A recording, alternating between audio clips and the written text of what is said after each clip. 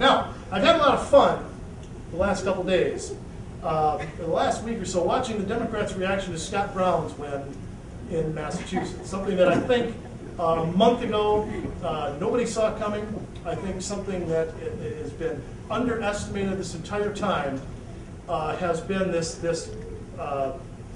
desire for smaller government. I think has really taken hold.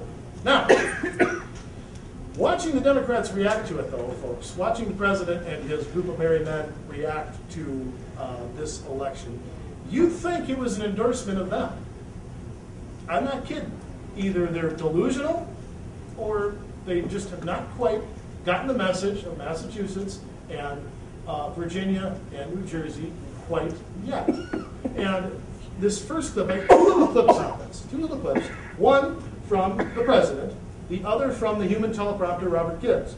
And Gibbs is being interviewed on Fox News Sunday with Chris Wallace, and Wallace shows a video of the president reacting to Scott Brown winning Ted Kennedy's seat. And this is important because the president's reaction came the very next morning.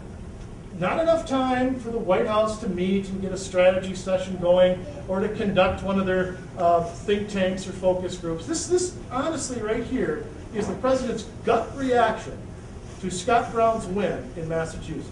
He's being interviewed here, by the way, by Big Bird's imaginary friend, George Snuffleupagus. Watch. The same thing that swept Scott Brown into office swept me into office. People are angry and they're frustrated. Not just because of what's happened in the last year or 2 years, but what's happened over the last 8 years. Let me get this straight. They're angry over the last 8 years. Now that's obviously a shot at George W. right there. So let me get it straight, Mr. President. The people of Massachusetts are so upset at George W. Bush, they went out and elected a Republican to win the Senate seat in Massachusetts. That's what he just said in a nutshell right there. They're so mad they voted for a Republican.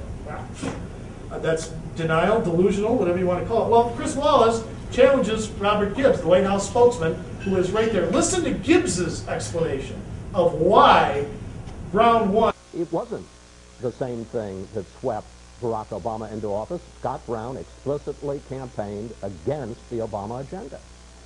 Well, that may be what he campaigned on, but that's not why the voters of Massachusetts sent him to Washington.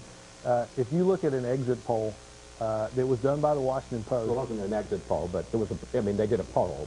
Well, they did a poll of voters that participated as to why they voted. Right. So more people voted to express their support for Barack Obama than to oppose him. His approval rating among that electorate was 61%. Did you hear that?